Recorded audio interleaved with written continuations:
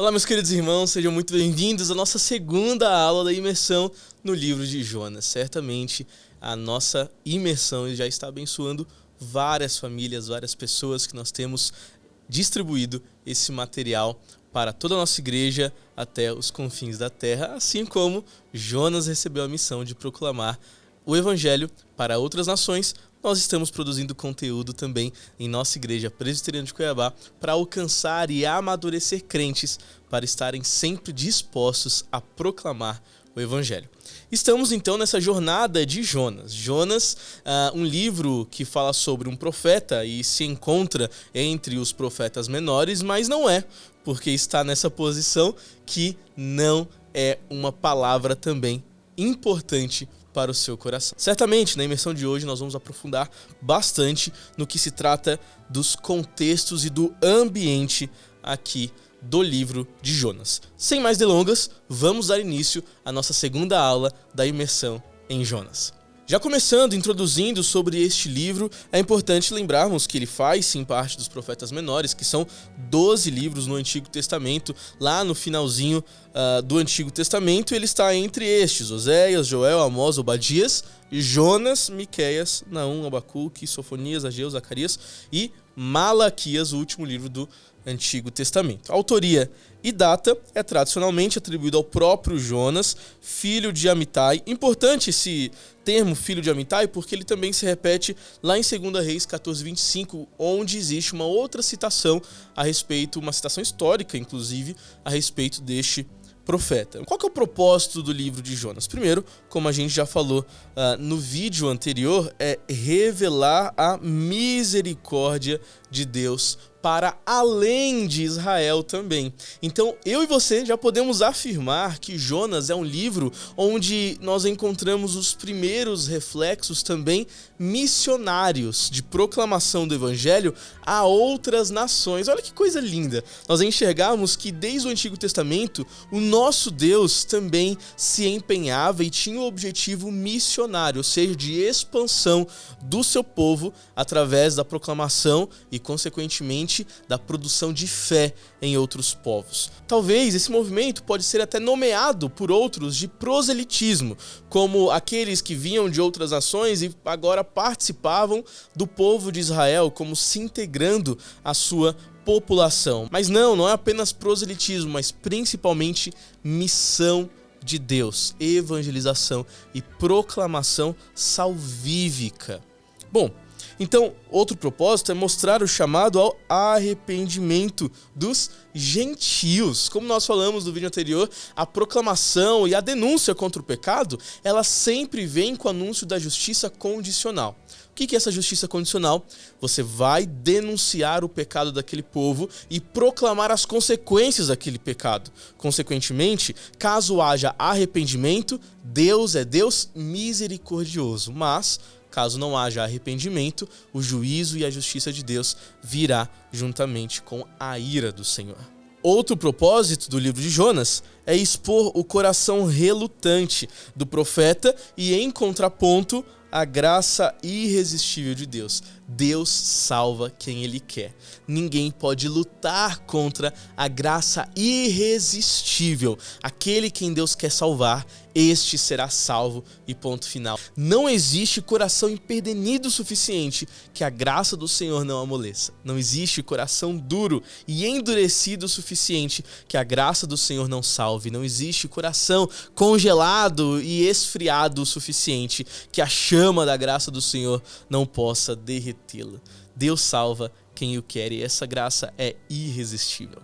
Um outro propósito do livro de Jonas é apontar para Cristo, como Jonas foi um sinal, como nós lemos em Mateus 39:41. E aí nós enxergamos esses textos aqui também presentes no livro de Jonas. Primeiro, Jonas ele é citado em 2 Reis, capítulo 14, versículo 25, quando diz o seguinte: reestabeleceu ele os limites de Israel desde a entrada de Ramate, e ele falando sobre quem? Sobre Jeroboão II. Nós vamos falar um pouco sobre ele daqui a pouco. Desde a entrada de Ramate até o mar da planície, segundo a palavra do Senhor, Deus de Israel, a qual falara por intermédio do seu servo Jonas, filho de Amitai, o profeta, o qual era de Gate-Hefer. Também em Mateus, no capítulo 12, nós enxergamos o seguinte, do 39 ao 41. Ele, porém, respondeu: uma geração má e adúltera pede um sinal, mas nenhum sinal lhe será dado, senão o do profeta Jonas. Porque assim como esteve Jonas 3 dias e 3 noites no ventre do grande peixe, assim será o Filho do Homem. Estará 3 dias e 3 noites no coração da terra. Aqui Jesus, o próprio Jesus, aplicando o sinal e o anúncio e a história de Jonas, que estando 3 dias e 3 noites lá na barriga do peixe, como também ele agora se colocando como esse anúncio. Ou seja, Jonas prefigurou Cristo de uma forma e o próprio Cristo o diz como? Jonas na barriga do peixe, o próprio Cristo na barriga da terra, ou seja, enterrado, sepultado. Mas assim como Jonas ressurgiu depois de 3 dias e 3 noites da barriga do peixe, o próprio Jesus também ressurge e é ressurreto. Então, aqui nós vemos porque se arrependeram com a pregação de Jonas. Ninivitas se levantarão no juízo com esta geração e a condenarão, porque se arrependeram com a pregação de Jonas. E eis aqui está quem é maior do que Jonas. Ele apontando para si, eis que aqui está quem é maior de Jonas. Assim como através do tempo na barriga do peixe, Jonas ressurgindo a solo seco, depois desse período, e prega a Nínive gentios, e os gentios se convertem, Jesus, após a sua morte e sepultamento, ao ressurgir, nós, eu e você provavelmente, sendo gentios, também recebemos agora a palavra salvífica no arrependimento através da obra do Espírito Santo. Coisa linda, né? Já temos aqui um pouquinho de teologia bíblica, aplicando Jonas para o próprio Cristo. Qual que é o contexto histórico de Jonas? Então, o que estava acontecendo naquele momento em Jonas? Primeiro, quem era Jonas? Como a gente já falou, ele era um profeta hebreu, filho de Amitai, e aí nós vemos lá em 2 Reis falando e nomeando ele assim, Jonas, filho de Amitai, e em Jonas 1:1 também tem isso, Jonas, profeta hebreu, filho de Amitai. Mencionado em 2 Reis, como a gente já falou, ele profetizou a restauração de Israel sob Jeroboão II, chamado por Deus para pregar em Nínive, a cidade inimiga, a capital da Assíria. Então, quem que reinava nessa época? Reinava nessa época Jeroboão II, o 13º rei de Israel, que já reinava ali em solo meio que estrangeiro, lá na região de Samaria. Se você se lembra, os samaritanos eram um povo já mestiço por conta dos seus exílios. Era muito comum que os inimigos de Israel, como por exemplo os próprios assírios, ao exilarem esse povo, eles misturavam e faziam várias misturas com outros povos, colocando o povo de Israel não apenas em outras localizações que eles não conheciam, longe de sua terra, como também misturavam e amestiçavam esse povo com outras populações de outros povos escravizados também por eles.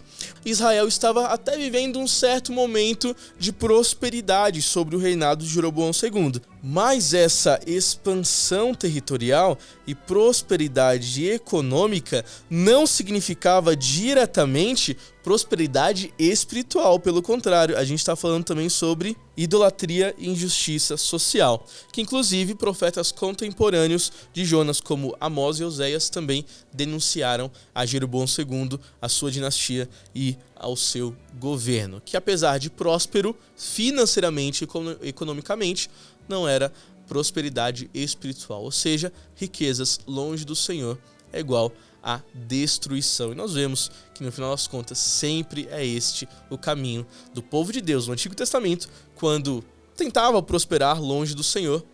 Consequência, destruição. Assim também é conosco. Em nossa vida, nós também passamos muitas vezes por isso. Achamos que podemos prosperar longe do Senhor. E talvez os primeiros passos até podem ser de um pouquinho de prosperidade. Mas, consequentemente, o próximo caminho, os próximos capítulos dessa história será a degradação. E a gente vai falar bastante sobre como Jonas tem essa direção de degradação também, fugindo do Senhor daqui a pouquinho. Então, a Síria como que a gente pode entender a Síria aqui? A gente vê, sim, ela como uma superpotência militar do Oriente Médio e muito brutal. A Síria tinha práticas extremamente brutais quando se tratava de barbaridades contra os seus inimigos. Então, práticas brutais de guerra, práticas brutais ao exilar e escravizar os seus adversários, como nós vemos aqui, deportações e execuções cruéis. Então, o que era muito comum? Eles pegarem e empalarem os seus inimigos sobre os portões de suas cidades. Era muito comum eles pegarem os seus líderes e brincarem com a cabeça degolada de seus líderes. Era muito comum, por exemplo, eles pegarem filhos e escravizarem seus filhos e suas filhas, distanciando pais e filhos. Práticas brutais. Então, não é à toa que Jonas não queria que aquele povo fosse salvo. Nós estamos falando sobre crueldade, sobre bárbaros, não estamos falando sobre vizinhança amiga, mas sobre inimigos cruéis. E aí, como a gente fala, Nínive nesse momento se tornaria uma capital futura e certamente um centro de idolatria e opressão. Nínive não era um lugar agradável para os judeus. Bom, qual que era a relação então de Israel com a Síria? Nós podemos ver que a Síria era uma grande ameaça para com Israel. Territórios vizinhos, sem poucas barreiras naturais, não tinham grandes mares, tendo como barreiras, mas pouca distância geográfica entre eles. Nós vamos ver daqui a pouquinho um mapa, inclusive. E aí nós sabemos que entre essas fronteiras, muitos conflitos e também conquistas de territórios, imposição de tributos e assim por diante. E aí é aí que Jonas é chamado para pregar arrependimento a um povo inimigo. Arrependimento aos nossos inimigos. E aí eu me lembro do que o próprio Cristo fala sobre entregar a outra face. Entregar a outra face é se colocar como vítima em uma situação que já está doendo. Você tem inimigos que praticam crueldades aos seus parentes, aos seus amigos, aos seus vizinhos, à sua família, e você se coloca numa posição, novamente, de ser pela segunda, terceira, quarta, quinta vezes, 70 vezes 7, perdoando e se colocando à disposição para lhe entregar a outra face. Jonas ir àquele ambiente para pregar o evangelho era dizer: eu estou à mercê das suas crueldades, eu estou à mercê da sua violência. Jonas não apenas teve medo, mas também usou da sua própria justiça para dizer: eles não merecem a misericórdia de Deus. E às vezes é isso que nós fazemos. Nós olhamos para os nossos adversários e com o nosso próprio senso de justiça dizemos: eles não merecem a misericórdia de Deus. Mas quem somos nós para decidir o alvo da graça e misericórdia? Será que aqueles missionários que talvez tinham inúmeros preconceitos contra nós, olhasse para as nossas condições caídas, miseráveis, cruéis, teriam nos evangelizado? Bom, que não sejamos como Jonas e não coloquemos o nosso jugo sobre a decisão de onde deve ser alvo da graça do Senhor. Deus salva aquele que Ele quer. Nós somos apenas instrumentos. E é aí que nós vemos essa característica do chamado profético no Antigo Testamento. Os profetas, eles eram enviados para Israel e agora também para nações pagãs. Nós vemos isso outras vezes também. E Jonas é um grande reflexo do envio missionário também a outras nações pagãs. Qual que era a função dos profetas? Sempre condenar o pecado e anunciar salvação. Temos falado muito sobre isso. Condenar pecado, anunciar ira e justiça contra ele. Mas, ao mesmo tempo, aqueles que se arrependem, salvação, graça e misericórdia. Jonas se destaca por resistir ao chamado missionário de Deus. Eu não gostaria de ter essa mesma fama de Jonas, de resistir ao chamado missionário do Senhor. E você? Gostaria de ter essa mesma fama? Eu espero que não. Agora está aberto aqui na sua tela um mapa que a gente vai rabiscar um pouquinho, tá? Primeiro, nós podemos ver que proporcionalmente, em comparação à distância de Tarsis, que é para onde Jonas tenta se esconder e fugir da presença do Senhor, Nínive estava bem próximo ali da nossa Israel. Nínive e Israel. Poucos dias de caminhada. Mas, quando nós falamos, e olha o tanto de zoom que eu tô tirando aqui, agora de onde Tarsis se encontra, onde hoje é a Espanha, nós estamos falando de uma longa viagem de barco. Nós estamos falando de 4.000 km. 4.000 quilômetros de distância, de barco inclusive, é a distância entre Jope, onde Jonas desce lá de Gat-Hefer, ele era dessa cidade, Gat-Hefer, desce para Jope e percorre, ou tenta percorrer, 4.000 quilômetros de distância. A gente está falando ali, Tarsis, cerca de 4.000 quilômetros de distância de Jope, nós estamos falando da maior distância possível, nós estamos falando lá dos últimos perímetros do mundo antigo conhecido para Israel. Jonas, ele estava pegando a passagem mais distante, o lugar mais escondido, toda essa jornada, 4.000 quilômetros para fugir do Senhor. Não era falta de disposição não, era falta de disposição para obedecer, porque disposição ele tinha. Se ele quisesse apenas se esconder, ele caçava uma montanha, uma caverna e tentava se esconder por ali em uma região montanhosa de Israel. O que ele queria mesmo era distância. Ele tinha muita energia para gastar. Ele tinha muita disposição para fazer o que ele queria. Só não era o que Deus queria. Desobediência. Esse era o pecado de Jonas. Não a fuga. A fuga é a consequência. Aquele homem queria mesmo era não pregar o evangelho para um povo cruel, maldoso e sanguinário como os assírios. Porque ele sabia que Deus era misericordioso. Quem é o protagonista da história de Jonas? A misericórdia de Deus. E ele não queria que essa misericórdia alcançasse Nínive. Voltando aqui nos contextos, vamos pensar um pouco agora em manuscritologia, um pouco nos estilos literários e um pouco de como Jonas foi escrito. Bom, primeiro, Jonas é um livro histórico ou alegórico? O que seriam essas alegorias? Será que são crônicas escritas para crianças, fábulas? Porque no final das contas tem tanta coisa extraordinária, não é mesmo? Não tem tanta coisa que a gente poderia imaginar talvez em um filme de fantasia, como um grande peixe engolindo o homem, talvez como uma árvore nascendo no dia e morrendo no outro, ou uma cidade inteira se converter num único dia de pregação? São tantos milagres extraordinários que às vezes a gente pode questionar. Será que é real? Não é alegoria.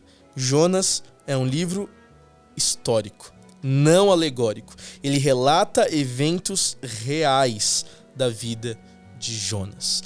Os milagres acontecidos, ainda que extraordinários aqui, não devem colocar à prova a nossa fé. Porque começando a questionar sobre um homem que foi engolido por um peixe, que nós começamos a questionar a ressurreição de mortos, nós começamos a questionar curas, nós começamos a questionar o sobrenatural.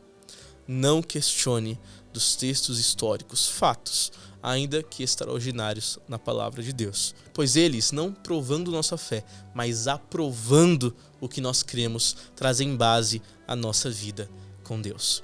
Creia em um Deus de sobrenaturais. O nosso Senhor é o Deus que domina os impossíveis, inclusive todos aqueles que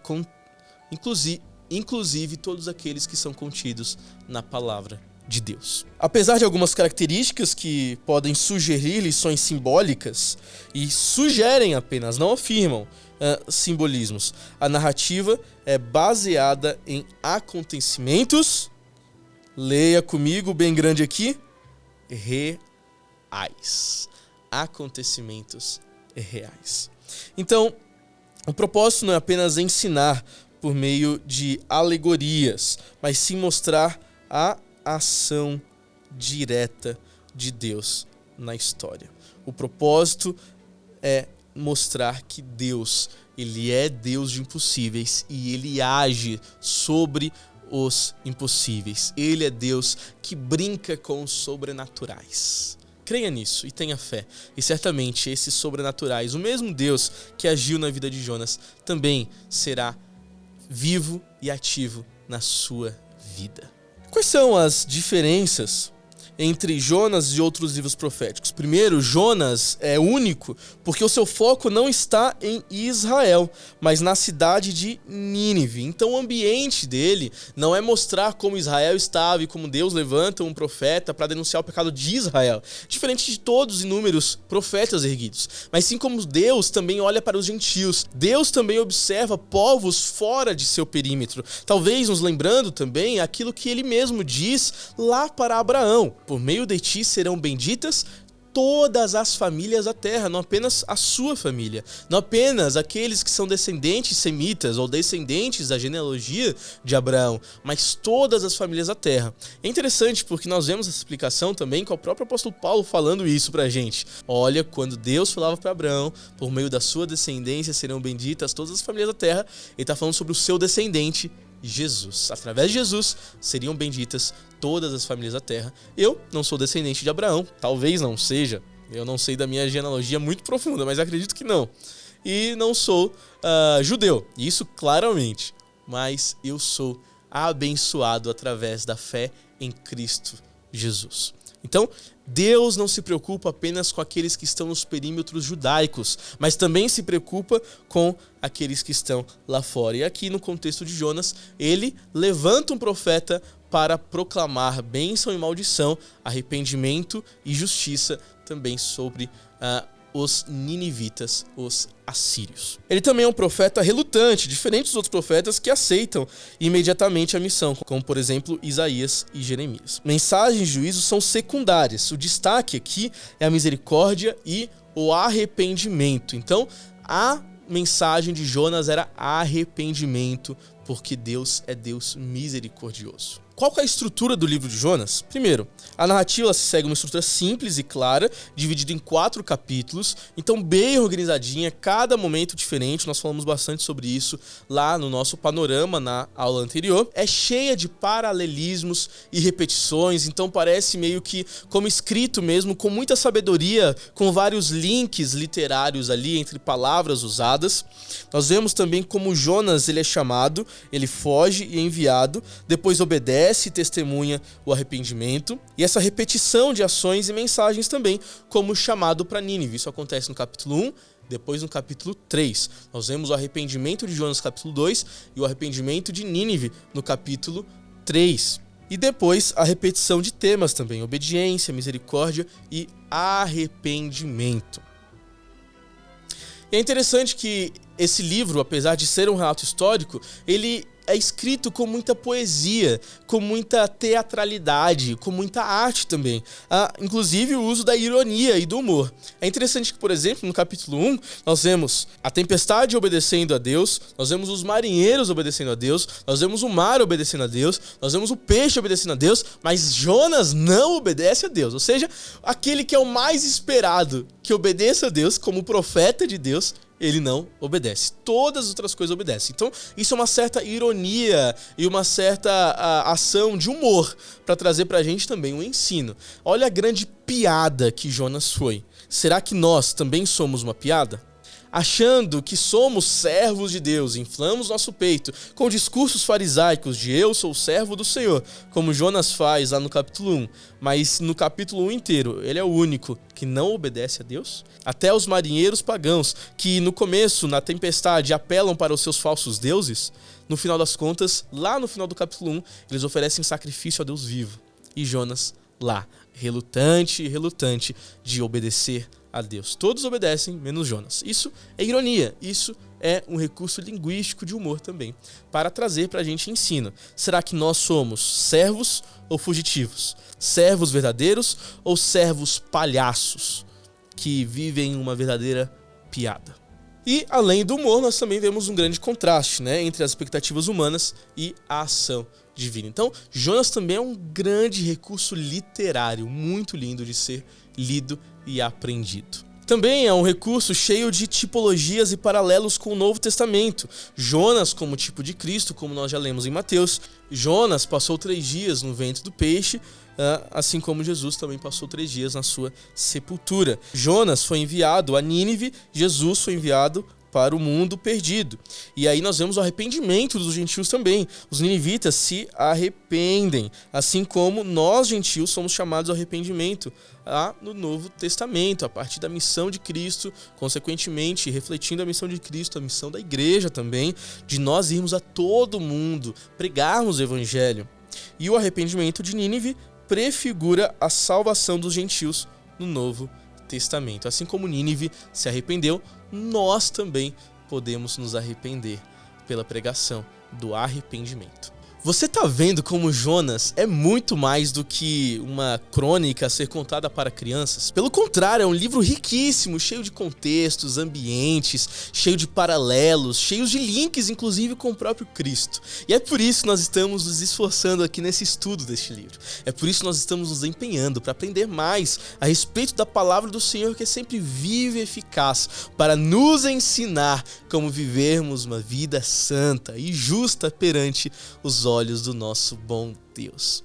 Eu estou muito feliz com a sua presença aqui. Eu estou muito feliz porque você está compartilhando, você está comentando aqui. E claro, se você quer ter todo esse material, como você já está vendo na nossa tela, você também pode baixar no link que está na descrição.